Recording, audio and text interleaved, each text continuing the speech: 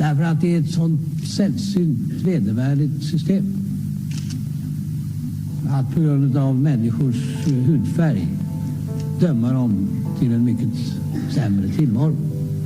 Och det är en skam för världen så länge detta består. 90 000. Ja, det är mord på Sveavägen. Det var en slakt. Och det var en slaktare. Det var bödeln som visste precis vad han ville. Han blev inte skjuten som statsminister. Han blev skjuten som privatperson.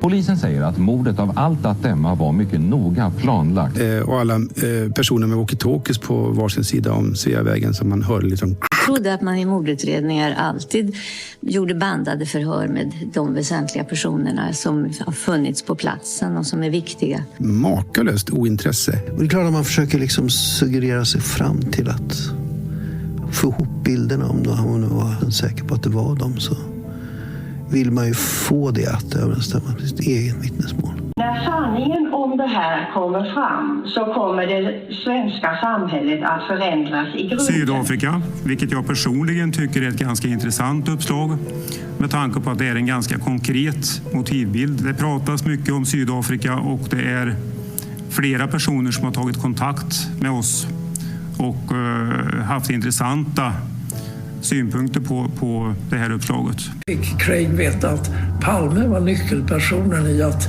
ena sydafrikanska anti-apartheidrörelsen. Det var min tanke och det har jag trott allt sedan dess.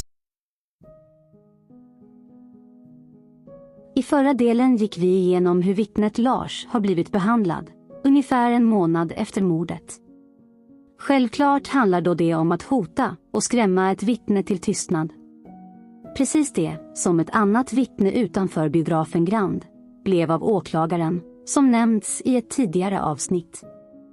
Så nu när vi redan vet att det var Stig som sprang på åsen och vilka vittnen som aldrig träffade några springande poliser vid trapporna, så är det äntligen dags att ta itu med vad som faktiskt hände med poliserna uppe på åsen.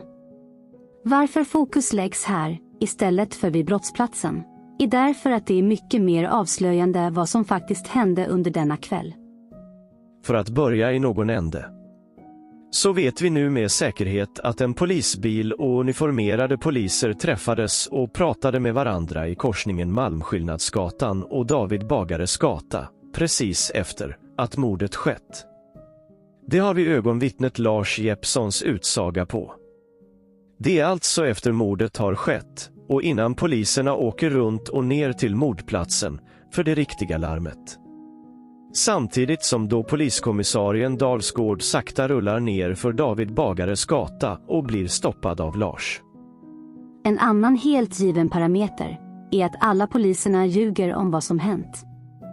Men, och det är ett stort men, som tagits upp i tidigare avsnitt.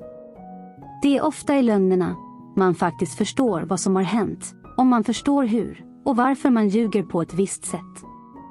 Hoppas att de alternativa förslagen och frågorna kommer vara så pass beskrivande att alla kan förstå vad det innebär.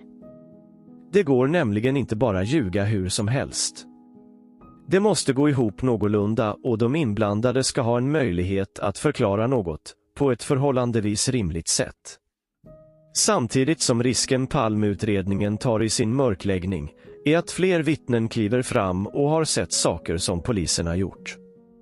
Så vi börjar med ett konkret exempel. Poliserna ska enligt uppgift varit upp på åsen för att parkera om polis Djurfälts privata bil precis före mordet.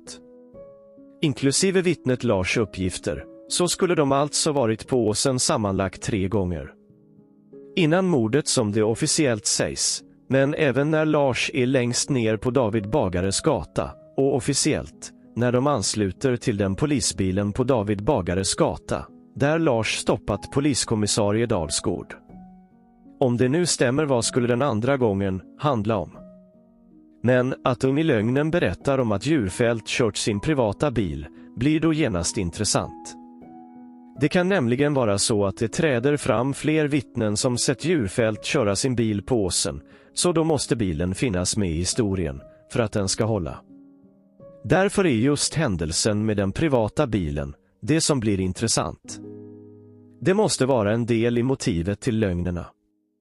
Alla Södermalmspoliserna hade ju bara kunnat chansat och sagt att de aldrig varit på åsen och att vittnet Lars har inbillat sig alltihop. Vad är förresten sannolikheten att den mycket tveksamma och efterkonstruerade omparkeringshändelsen på åsen inte skulle ha med mordet att göra? Men måste det verkligen ha med själva mordet att göra? Varför åker Dalsgård hit för att möta upp andra uniformerade Södermalmspoliser innan larmet går, om det är ett mord på en statsminister som skall döljas? Lögnen att Djurfält skulle ha parkerat om bilen och att den senare skulle ha fraktats bort för att han råkat ställa sig där det senare skulle byggas är knappt möjlig, men orimlig av flera skäl.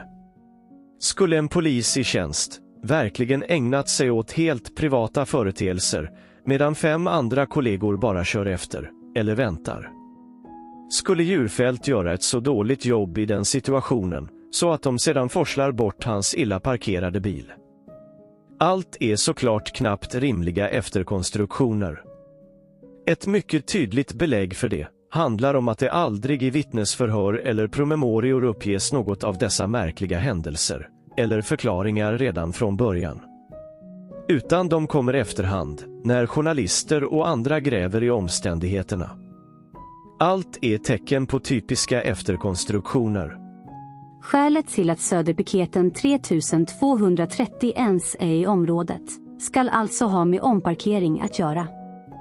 Men varför finns det då i uppgifterna som journalisten Sven Anér grävde fram om en mycket tydlig beskrivning av flera polisbilar inklusive en polisbiket som avvisade några personer från att parkera utanför Alexandra på kvällen innan mordet vid 22:30?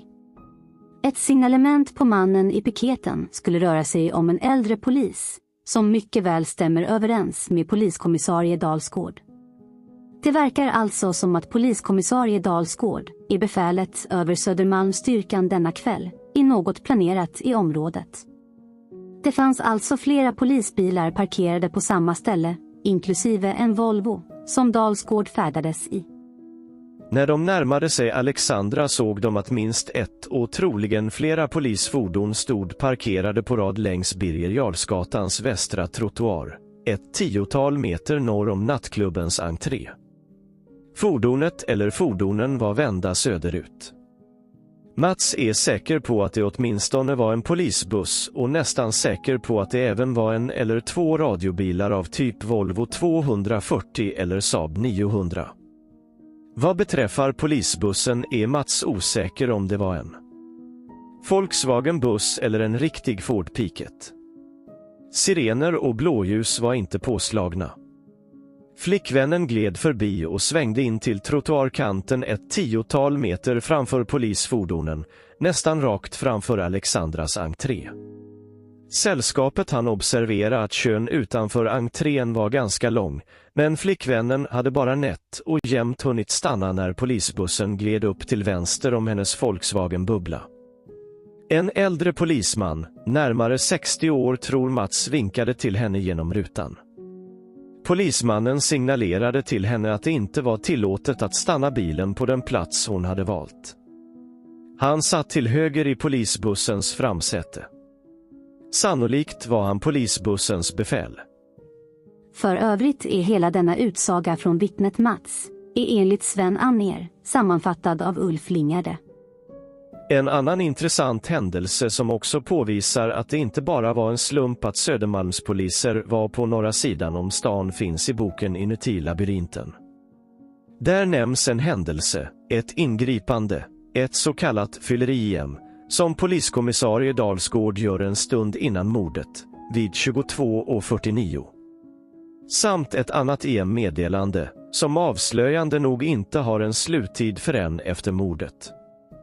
Precis som om poliskommissarie Dalsgård skulle vara otillgänglig för andra uppdrag vid tiden för mordet. Allt talar för en mycket planerad aktivitet av Södermalmsstyrkan i området, som officiellt bara skulle ha parkerat om en bil precis innan mordet och precis, oturligt nog, lyckades missa mördaren. Vilken osis!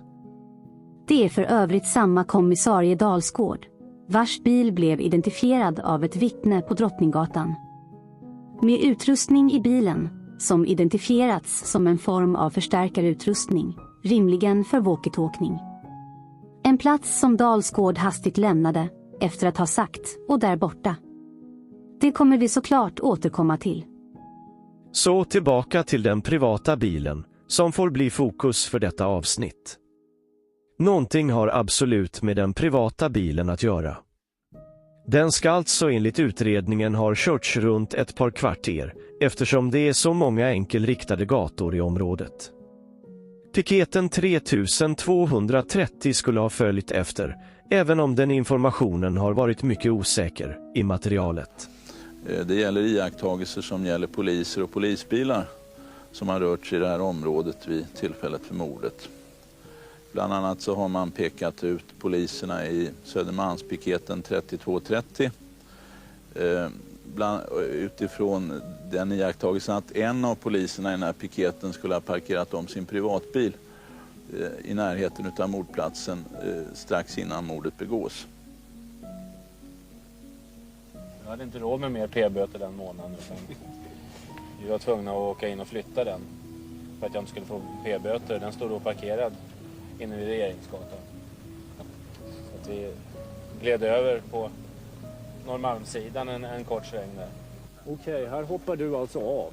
Ja, jag tar Folkan och åker iväg. Och när man har hunnit så här långt ner på Regeringsgatan så finns det inget annat sätt upp till Johannes kyrka och Johannesgatan än att köra hela vägen bort, nästan bort till Östermalms polisstation. Och sen vänster upp på Döbensgatan. Och sen Döbensgatan tillbaks upp mot Johannes. Det var den vägen vi körde. Det tycker jag man ska nästan påtala, va? Att den är faktiskt enkelriktad. Va? Så det går inte att åka någon annan väg. Så det var inget speciellt skäl till att det blev David Bagare så inte till exempel Johannesgatan eller ja, det är helt enkelt. Det fanns ingen ledig plats på Johannesgatan. Det var där jag hade hoppats att hitta en parkering. Och sen öppnar ju klassen. Det är nämligen här som klippet med vittnet Lars Jeppsson är så magiskt. Eftersom vi nu vet att det är Stig som direkt springer David Bagares gata ner och sedan Regeringsgatan till höger och vidare till Kungsgatan, så blir det såklart väldigt intressant vem som gömmer sig mellan bilarna på David Bagares gata, som vi skulle återkomma till. Det är såklart polis Djurfält, som direkt efter mordet har ställt tillbaka sin privata bil på Johannesgatan eller David Bagares gata och i all hast parkerat så illa så hans bil blir bortforslad. En bil han sedan inte hämtar på en månad efter alla händelser på mordnatten. Så då kommer självklart den stora frågan: vad har han varit med sin bil under själva mordet? Den informationen hittar vi både i Bibeln till Palmemordet, boken Inuti labyrinten av bröderna Putiainen och i Sven Anners grävande och korrespondensen mellan dem. Det finns nämligen en bärbar polisradio med nummer 3625 som tillhör Södermalmspolisen och som används precis i samband med tiden för mordet. Det finns en intressant koppling mellan Brolunds uttalande och EM-listan. Om du slår upp vår boksidan 847 ser du att det finns ett EM skrivet av Brolund. Det är tidsatt i efterhand till klockan 23:23. Anmälare är DVS en egen anmälan. Det betyder att en polispatrull, nummer 3625, klockan 23:23 enligt Brolund gjort anmälan om skottlossning på Sveavägen Tunnelgatan. Vad är det här för patrull? Av sifferkoden att döma ska det ha varit en fotpatrull från Södermalm. Nu kan man fråga sig hur en fotpatrull från Södermalm kunde befinna sig på mordplatsen eller i närheten av den klockan 23:23. Pertti försökte spåra den här patrullen. Resultatet av hans undersökning finns kortfattat beskriven i vår boksidan 841. Patrullen är ett mysterium. Radion med anropsnummer 3625 har ej kvitterats ut under mordnatten enligt kriminalkommissarie Sven Färm, Södermalmspolisen. Det handlar alltså om att den radion används för att skicka ett meddelande om skottlossning Sveavägen och Tunnelgatan. Meddelandet ska ha skickats så kort tid efter mordet Så att Birgitta Brolund som satt i polisens sambandscentral utgick ifrån att en polis på plats precis sett vad som hänt och tog upp jakten på gärningsmannen springande direkt. Nu vet vi att det inte är så, men att Birgitta Brolund inför juristkommissionen uppger detta är mycket intressant och relevant. Precis som den fantastiske Sven Anér även grävde fram, så var det precis denna uppgift i Birgitta Brolunds förhör som hade dolts tidigare via sekretess. Det kan man se i Svens andra version. Vidare, som Sven också lyfter fram i sitt brev till riksåklagaren, så frågar inte ens juristkommissionen något när Birgitta nämner detta, vilket såklart avslöjar ännu mer om hur kommissionerna har arbetat. Läs gärna hela diskussionen om detaljerna kring denna radio 3625. Tyvärr lyckades varken Sven eller bröderna knyta ihop det med att polisen Djurfält både kört sin bil från åsen innan mordet och lämnat den slarvigt i panik, kort efter skotten. Så det var såklart radion 3625 som Djurfält använde sig av när han satt i sin privata bil på Sveavägen och övervakade det planerade mötet med paret Palme och mannen i den blå täckjackan, och som blev lika förvånad och chockad som alla andra när paret Palme blev beskjutna några meter senare av den väntande Dekorima-mannen. Det var då han använde radion för att meddela det. Så när saker denna kväll inte gick som planerat fick Djurfält inte bara lämna mordplatsen utan att hjälpa till, utan fick hasta tillbaka upp på åsen, hastigt och felaktigt parkera tillbaka sin bil och sedan återansluta med sina andra kollegor i piketen 3230 för att kunna svara på det riktiga larmet 23 och 28. Rimligen har Djurfält ställt sig i korsningen Johannesgatan och David Bagares gata, baserat på att Lars har svårt att bedöma om mannen gömmer sig innan eller efter Johannesgatan, samt att, om den senare blir bortforslad, har den stressat placerats illa. Och i anslutning till en korsning är det illa att parkera. Problemet för Djurfält var att mellan sin bil och där poliserna återsamlas, i korsningen Malmskillnadsgatan och David Bagares gata, kommer den uppoffrande och modige Lars Jeppsson precis upp för trapporna och ser honom gömma sig mellan bilarna. Om Djurfält lyckades ta sig förbi Lars bakom bilarna eller springer hela vägen runt Johannesgatan och brandstationen till korsningen får han väl själv svara på. Men det är såklart här piketen 3230 som även poliskommissarie Dalsgård ansvarar för, samlar ihop sig, ger klarsignal på att nu är de redo, innan piketen åker ner till mordplatsen för det vanliga larmet, och Dalsgård rullar sakta ner David Bagares gata tills Lars stoppar dem. De vet ju att inget larm gått ut än, så de vill väl inte verka för intresserade av Lars. Så, helt plötsligt, blir det mycket förståeligt varför Djurfält kräks när han väl kommer upp på åsen för tredje gången inom cirka 20-30 minuter. Att han inte hämtade sin bil från bortforslingen på en månad förklarar rimligen hur han faktiskt mådde efteråt. Kan chocken att ha behövt lämna en skjuten statsminister och en förtvivlad Lisbeth på Sveavägen ha något med det hela att göra? Har någon annan något rimligt förslag på vem annars som skulle gömma sig för Lars på David Bagares gata?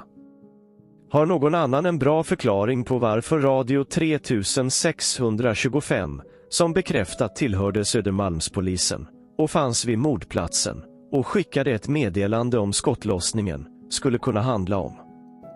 En uppgift som på ett lika genomskinligt och uppenbart sätt i denna utredningen städas undan när någon försöker gräva i det. Rent tidsmässigt kan man även bli nyfiken på om inte vittnen Yvonne och Ahmed faktiskt skulle ha sett något av Djurfälts eskapader med bilen på åsen. Kan det även vara skäl till att Palmeutredningen ville komma i kontakt med henne? Kan det vara ytterligare en sak som hon gick med på att vara tyst om? Det kan förstås bara de själva svara på. Vi stoppar här för denna gång, då det här kommer behöva smältas. Men vi lämnar med den viktiga frågan att ställa sig. Tyder allt detta på ett välplanerat mord på en svensk statsminister? Eller tyder det på att Djurfält hade en extremt dålig kväll på jobbet? Hoppas nu att det finns en ökad förståelse för att det är lögnerna. Vi hittar motiven till olika viktiga delar som leder framåt mot vad som egentligen hände. För alla er som är helt övertygade om att svenska poliser ligger bakom ett mord på en svensk statsminister och inte ens är öppna för andra möjliga förklaringar till märkliga polisers handlande, så kommer här det mycket viktiga som statsministern sa till oppositionsledaren någon dag efter mordet över telefon. Uppläst av en av de mest hängivna av alla journalister som granskat fallet. Ett citat som aldrig får glömmas. Vi ska komma in på en annan sak. Det är den mått av önsketänkande som kan finnas här. Att det skulle vara en ensam galning, en knäppskalle, det är ju en lösning som är väldigt lindrig. Jag ska läsa lite ur en bok som Ulf Adelsohn skrev, det är hans memoarer från tiden som partiledare. Han berättar att han någon dag efter mordet blev uppringd av Ingvar Carlsson som då hade efterträtt Palme och som var nybliven statsminister och partiordförande för Socialdemokraterna. Och Adelsohn skriver: Ingvar Carlsson sa också att när nu detta hade hänt hade det varit bättre om det varit en enstaka vettvilling. Men det verkar mycket väl planerat lång tid i förväg. Det är ett tecken på att det finns en grupp som inte drar sig för något för att skada det svenska samhället. Det är i så fall mycket allvarligt.